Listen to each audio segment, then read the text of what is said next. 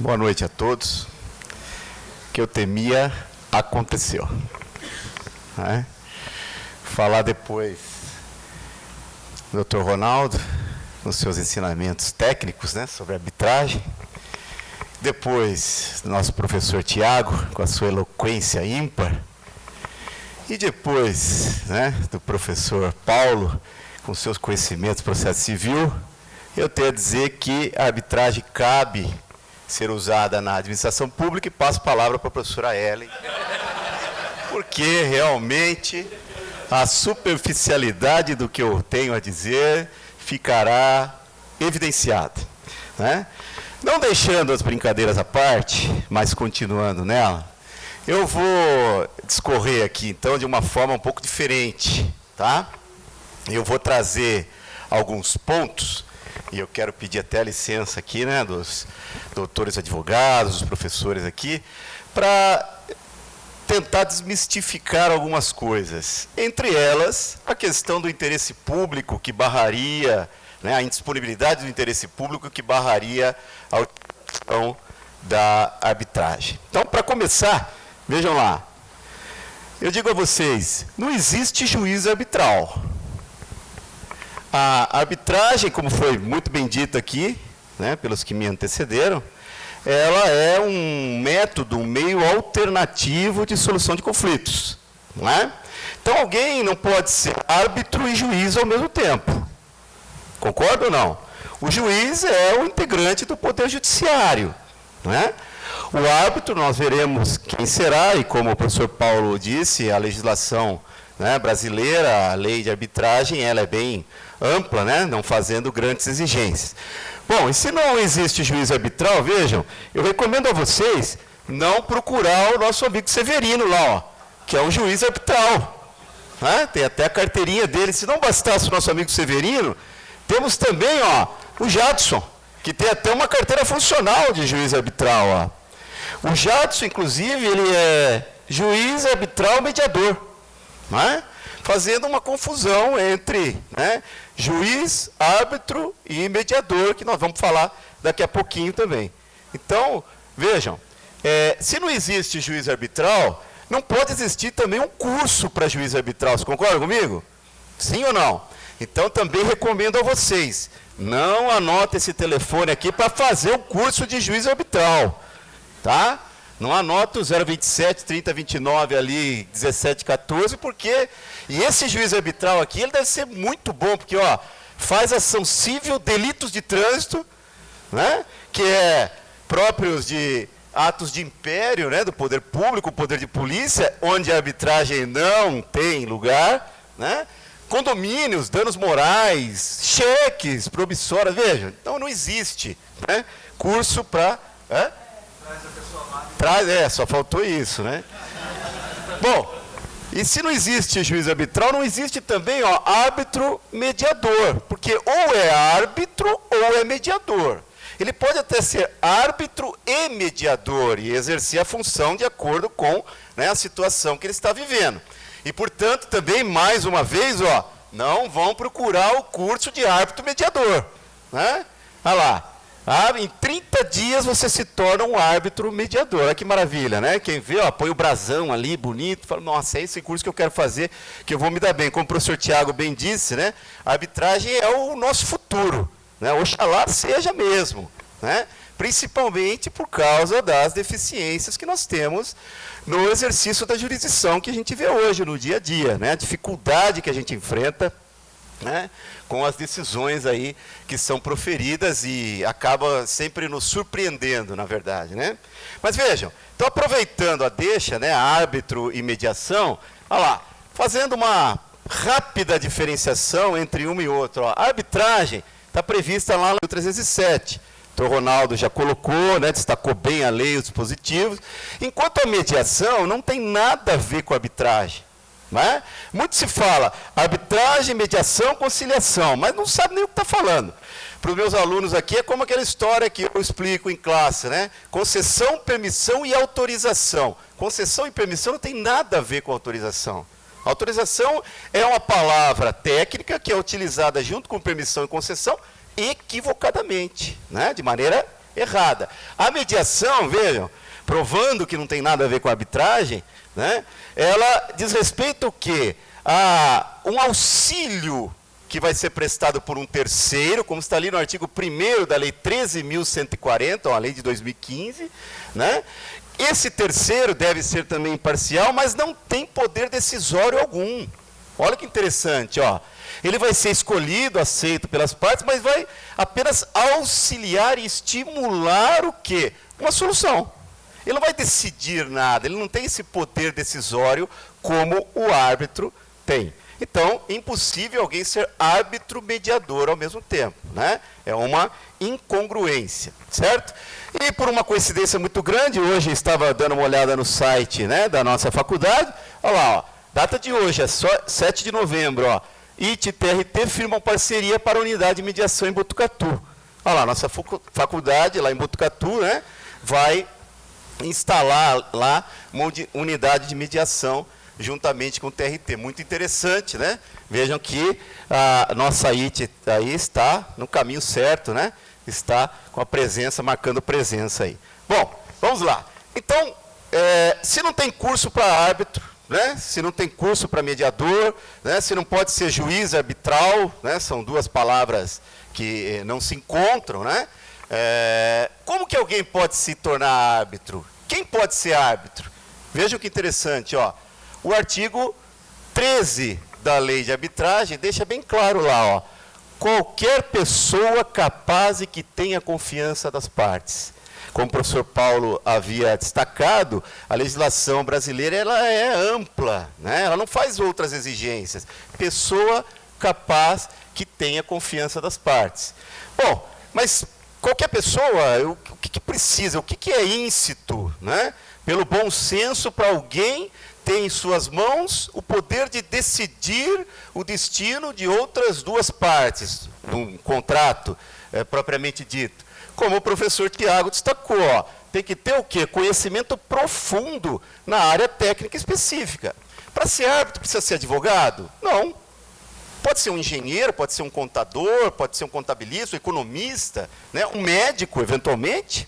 Pode ser, dependendo, né, do que versa o contrato. Então, vejam, conhecimento profundo na área específica, né, relativa ao contrato, relação com as instituições e as pessoas ligadas à arbitragem, né, deve ter alguma proximidade àquilo, e o reconhecimento dos pares, né, reconhecimento como sendo alguém que tenha, né, um bom senso, que seja, ou que se apresente como um bom julgador. Para quê? Para colher a confiança das partes que entregarão nas mãos dele aquela tarefa de decidir no lugar, né, daquele que normalmente decide no nosso país, que é o Poder Judiciário, né? Então, vejam, qualquer pessoa capaz pode ser árbitro. Os atributos dos árbitros, né, bem rapidamente, são quais? Também está lá no parágrafo 6º do artigo 13, né? Ó, competência, diligência, discrição e... Ô Paulo, vou emprestar a água que eu abri para você, que você já tinha outro. E, por fim, como foi destacado aqui pelo Dr. Ronaldo, a imparcialidade, ó, né? A imparcialidade, ela é a característica, vamos dizer assim, uma das características principais, né, de alguém que vai decidir algo em nome de outras pessoas, né? Olha lá, imparcialidade, vedação à imunização do julgador, daquele que julga, a influência, né, do potencial argumento das partes, né? É isso que é imparcialidade. Ela não vai nem entender para um lado nem para o outro. Vai utilizar os seus conhecimentos técnicos para tomar a decisão em relação àquilo que lhe foi entregue. Certo? Bom, prosseguindo então agora, ó, o conceito de arbitragem. Foi falado já pelo Dr. Ronaldo, o professor Tiago também, mas vejam, é um mecanismo, e eu emprestei lá do professor Carmona, né? O professor Carmona foi um dos primeiros estudiosos, né, da arbitragem no Brasil. Se não me engano, acho que é a tese de doutorado dele, de mestrado, né?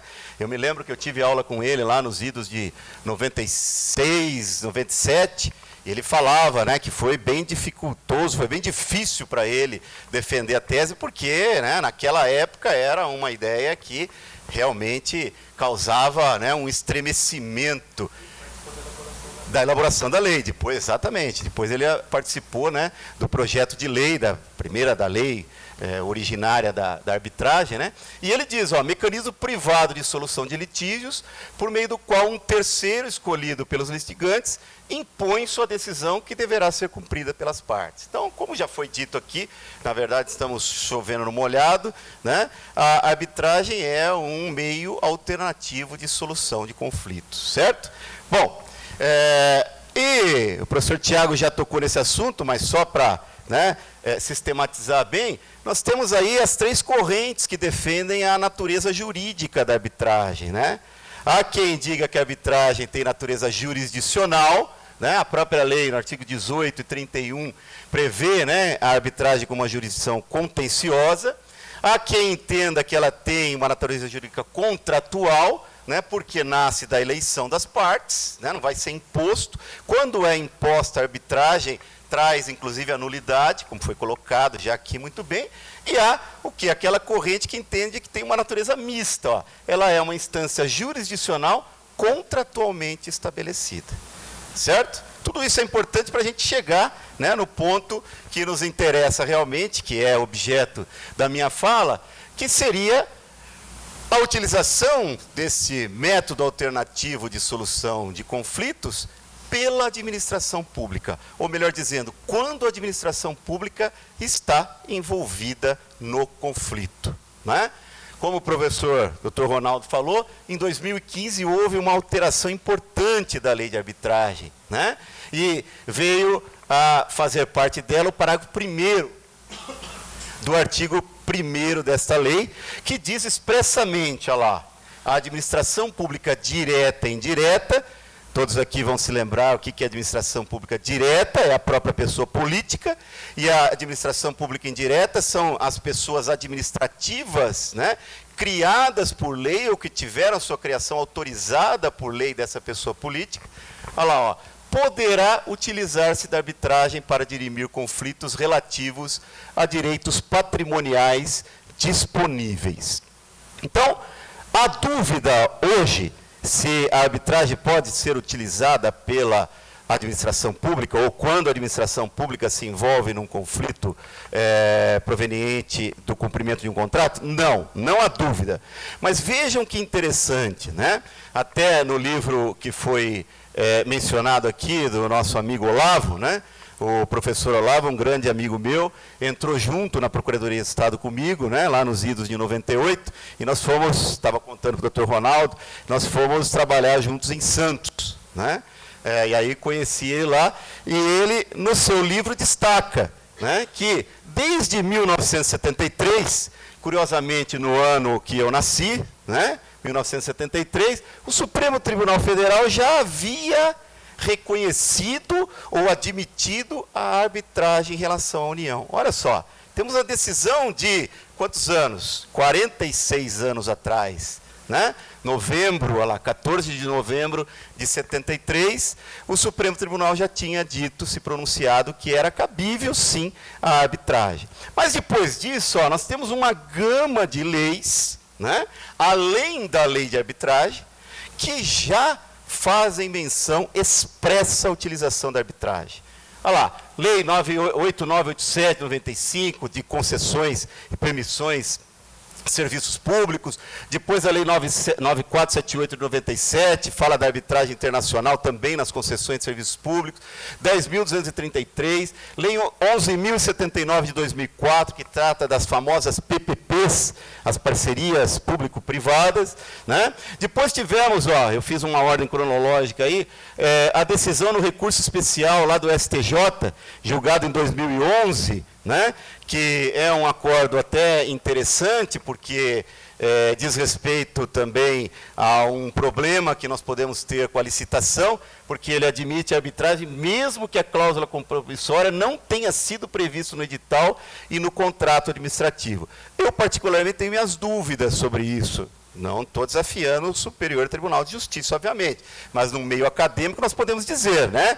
Eu penso o seguinte, um edital que não faça previsão né, da arbitragem, da possibilidade de arbitragem, e um contrato posterior que não faça a previsão na minuta, e depois ela ser admitida, acaba frustrando, né, o próprio princípio da igualdade, né, a disputa que deve haver. Muitos licitantes potenciais podem nem querer participar da licitação, e essa licitação, esse contrato não vai admitir a arbitragem, então eu não vou participar, e depois lá na frente ele vê que admite, como fica o direito dele?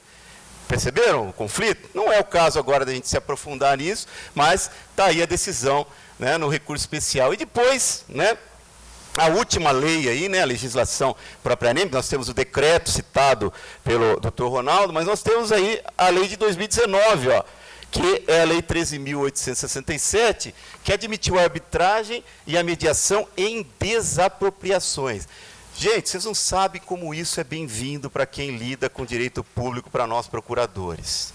Lá na Procuradoria do Estado, onde eu atuo hoje, na área que eu atuo, já atuei na área fiscal, onde o Dr. Paulo aqui, o professor Paulo, hoje é chefe lá da área, né? Mas hoje eu atuo num setor da Procuradoria que lida com desapropriações. E não é mentira o que eu vou dizer, eu tenho processos de desapropriações, processos físicos, que são desse tamanho, dessa altura. 18 volumes, 19 volumes, acho que o maior que eu peguei tinha 19 volumes, ele era dessa altura. Eu preciso de 4 cadeiras para distribuir eles, para não pôr no chão, né, que eu evito colocar processo no chão. Vejam, para decidir o quê?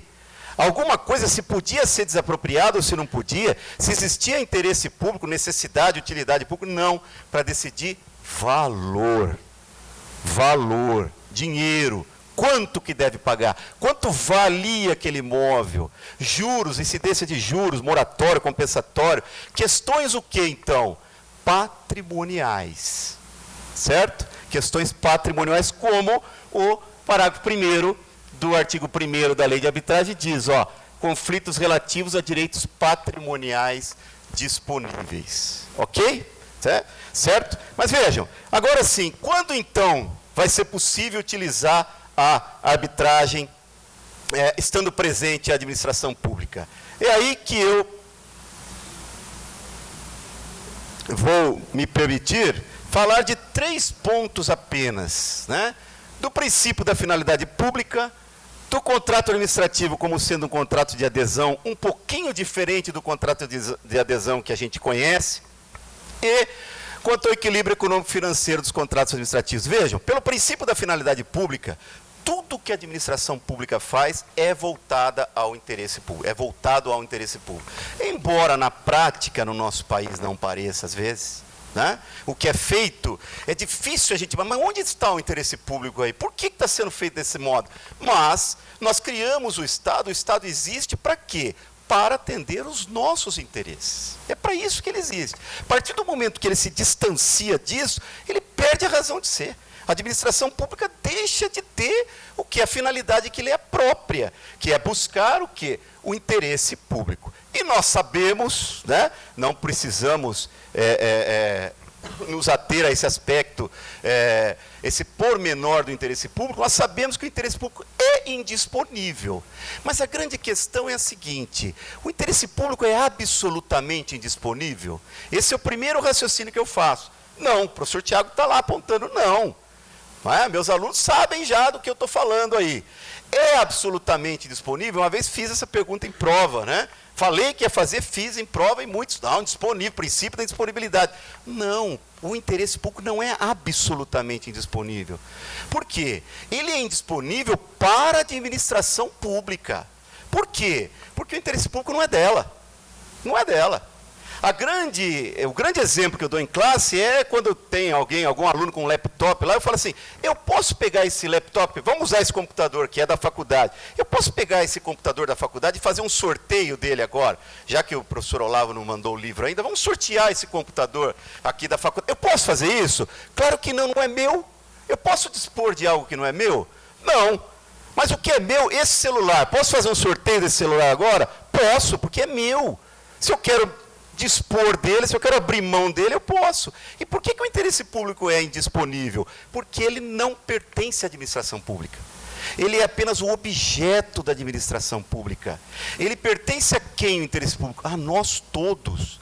a toda a sociedade, a toda a comunidade, a todos os brasileiros, a todos os cidadãos, né? A todos os munícipes de Bauru, a todos os paulistas, a todos aqueles que estão presentes como pessoas, né? Dentro de um ordenamento jurídico. E quem representa os cidadãos? Quem nos representa? Olha que interessante o raciocínio. São quem? Os nossos legisladores.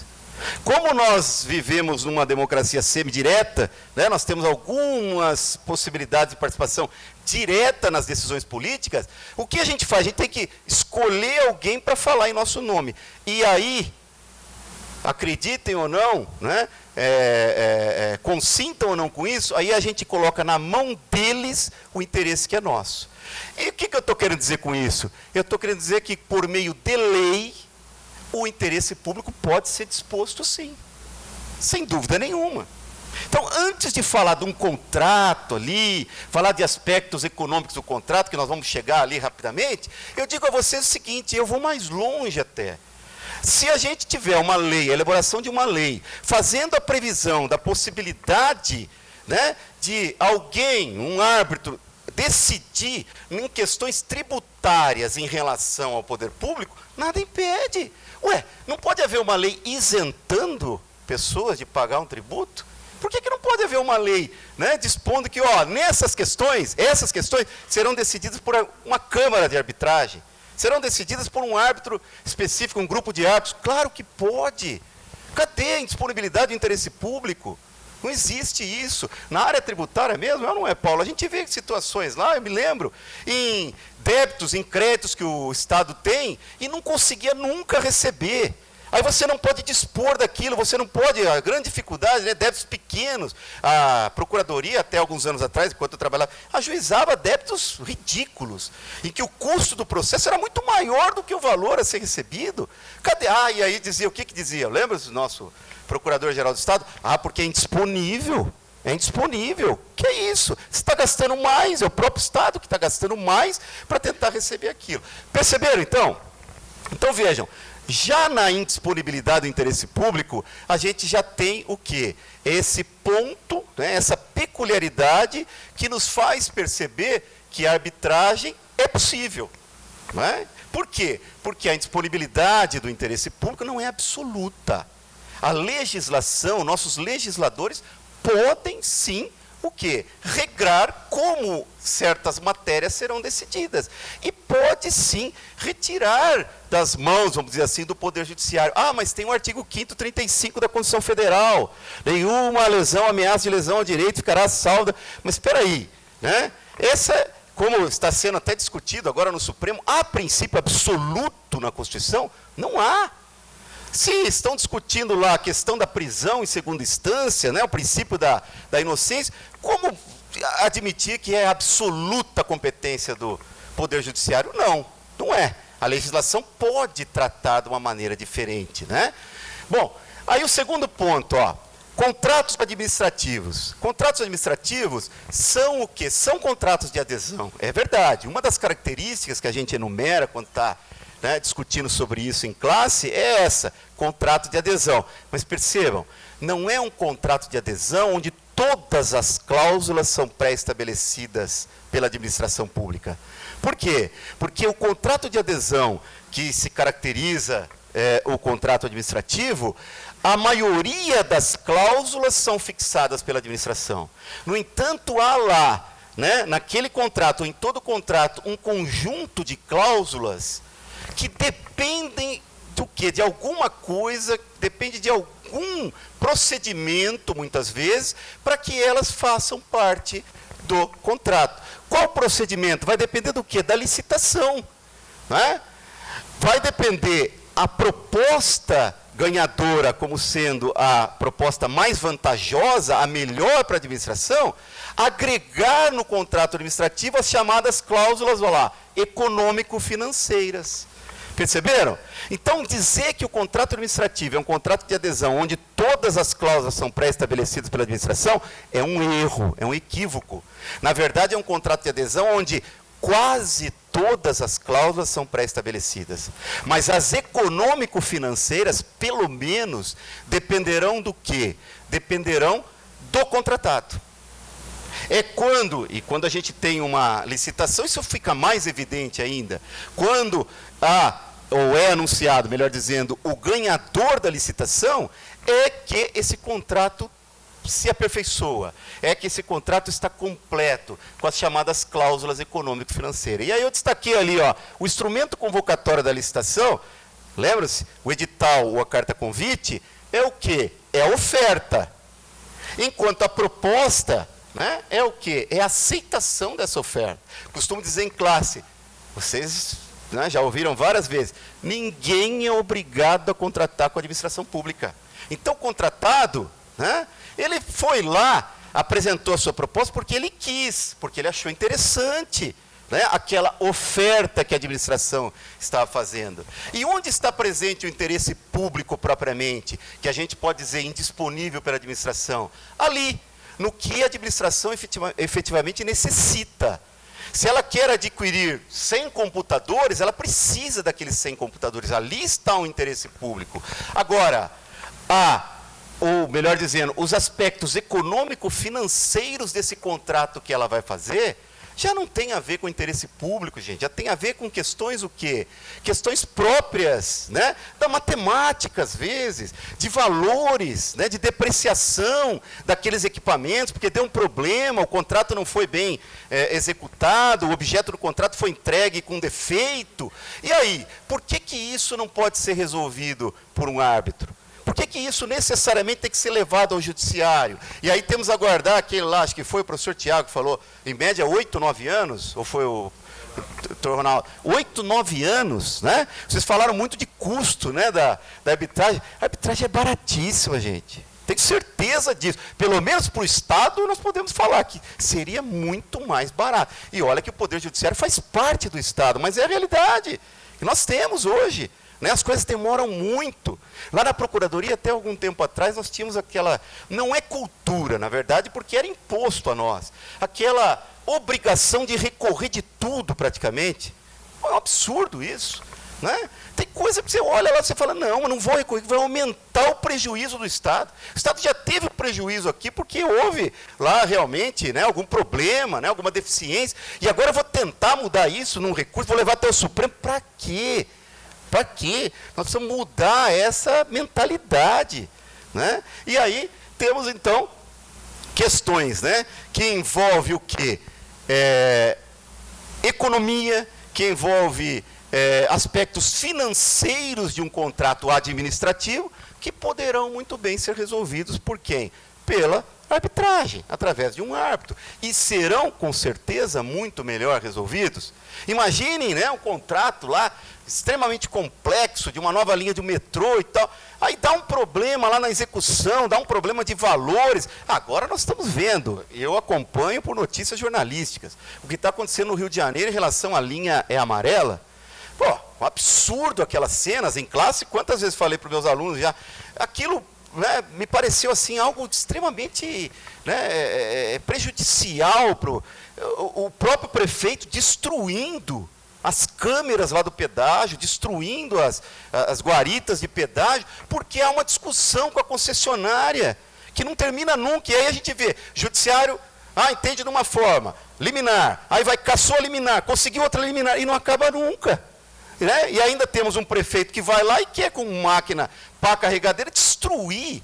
O que eu disse a vocês lá em classe? Falei, gente, no mínimo, deveria ter sido desmontado aquilo, e se não vai ter utilização para o Estado, doa para uma instituição que vai fazer bom uso, mas nunca destruir um patrimônio. Mas não é patrimônio público, é da empresa, mas de ninguém, não se destrói patrimônio de ninguém. Se é da empresa e a empresa perde isso para o Estado, que o Estado não vai fazer uso, mas doa para alguém que faça bom uso. Veja, nós estamos vivendo uma época de total perda do bom senso. A verdade é essa.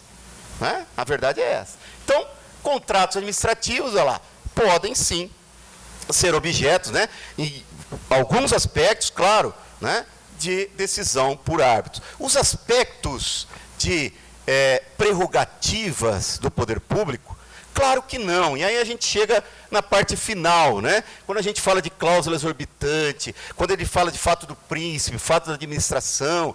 Veja, A administração pública, vocês bem sabem, e para quem tiver no primeiro ou no segundo ano, né, não tiveram ainda aulas de direito público, direito administrativo, os contratos administrativos podem ser alterados unilateralmente pela administração. Ela tem esse poder. Este poder nunca vai poder ser decidido por um árbitro, se ela podia ou não alterar. Não. O que poderá ser decidido pelo árbitro? As consequências dessa alteração. Aí sim, nós chegamos o quê? Nas discussões sobre os ônus, os prejuízos, né? A indenização, por exemplo, no caso do Rio de Janeiro, né? Se podia ou não, vamos dizer, revogar unilateralmente aquele contrato, não é questão para um árbitro decidir. Mas as consequências daquela revogação, sim. Quanto vai custar aquilo para o Estado? Perceberam? Né? E se não foi aquela destruição, esse exemplo que eu estou usando, mas imaginemos que a administração venha e altere um contrato administrativo. Um exemplo muito simples que eu costumo usar é a construção de uma escola. Está lá uma escola a ser construída com 10 salas.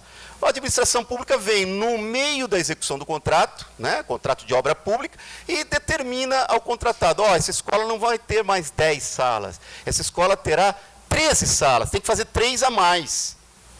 O contratado pode se opor a isso? Não. Mas ele pode discutir o quê? O valor, o equilíbrio econômico financeiro que vai ter que ser readequado, porque a administração pública quis alterar o contrato. Conseguem perceber, então, onde está aqui, de maneira muito nítida, a possibilidade da utilização da arbitragem? Veja, um contrato administrativo que tenha lá a cláusula arbitral, dentre as suas várias cláusulas, né, e que disponha que qualquer problema econômico-financeiro desse contrato será decidido, né, por aquela Câmara Arbitral, por aqueles árbitros. Acabou. São técnicos no assunto, são conhecedores, têm vivência, têm experiência. Não é como o juiz que passa num concurso dificílimo, é verdade, mas vai ter que fazer clínica geral lá. E aí, às vezes, o juiz que está na vara da família vai para a vara da fazenda pública. E, às vezes, acontece ao contrário. O juiz que está na vara, isso aconteceu em Bauru, o juiz da vara da fazenda pública vai para a vara da família. Veja, está lidando com direito público, agora vai lidar com direito de família. Mas é assim. E aí? E aí? Ela terá capacidade, ele terá capacidade, conhecimento para decidir? Pode dar decisões magníficas, mas com certeza vai ter alguns problemas ali, como a gente vê que tem no dia a dia de quem labuta aí perante, né, as ações judiciais. Então vejam, né, como eu disse, né, muito mais superficial que os que me antecederam, né? A ideia era aqui trazer mais um início aí de discussão, né? Como o nosso primeiro workshop aqui. Eu quero até parabenizar o professor Paulo pela iniciativa, né? Agradecer a presença até do Dr. Ronaldo, que veio aqui nos prestigiar também, né? Porque realmente é só o primeiro, né? Vamos torcer para que essa semente plantada, né, gere frutos, né, e a gente vê aí que a nossa faculdade está no caminho certo, porque agora, no dia de hoje, sai uma notícia a respeito da mediação, né, e futuramente teremos talvez até uma cadeira de arbitragem aí. O professor Paulo se mostrou aqui meio preocupado com o processo civil, Paulo, mas se acabar o recurso, entra arbitragem, né, entra mediação, é ou não é? A gente sempre tem, eu costumo dizer, o direito cada vez aumenta mais, né, na nossa época. Pelo menos eu fiz 4 anos, né? Não se falava em direito do consumidor, direito ambiental, direitos humanos, não tinha isso. Hoje quanta coisa tem, né? Tá, aumentamos 1 ano, mas a faculdade continua das 7 às 10h35, né? Que é um tempo, né? Eu falo, faculdade de Direito diz ser integral, né? Os alunos me matam, que é isso e tal. Já não aguenta falar de administrativo 50 minutos seguidos, né? Já começa, não, para, professor, vamos, interrompe e tal. Peraí, mas tem tempo ainda. Imagina se fosse integral, mas tem muita coisa para ser estudada. Gente, agradeço então, né, a oportunidade, obrigado por vocês terem me ouvido, desculpe aí a superficialidade diante até, né, do que já foi falado aqui, e do que a professora Elia vai trazer para vocês agora, que tenho certeza será muito mais aproveitado.